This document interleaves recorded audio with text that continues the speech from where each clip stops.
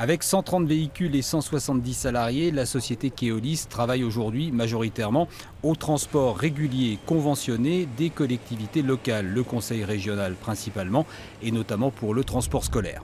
Elle assure également le service sur quelques lignes excentrées du réseau Divia et développe une activité de car de tourisme. Ce sont ces véhicules-là que la société met en circulation quand la SNCF en fait la demande.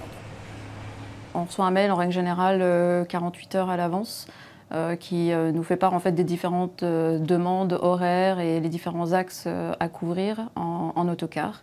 Et donc nous on analyse en fonction de la disponibilité de nos moyens, à la fois en véhicule et en conducteur, et on confirme à la SNCF la possibilité ou pas de mettre à la disposition des autocars.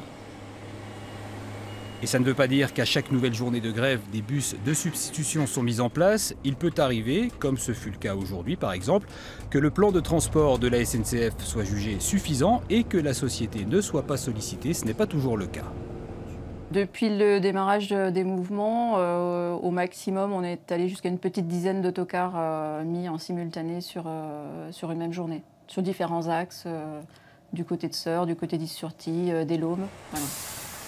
Récemment, les liaisons les plus longues ont été mises en place entre Dijon et Nevers. On sait que la SNCF perdrait 20 millions d'euros par jour de grève, mais ça n'est pas la mise en place de cette alternative par la route qui lui coûte le plus cher. Le service est facturé comme à n'importe quel comité d'entreprise qui voudrait organiser un voyage.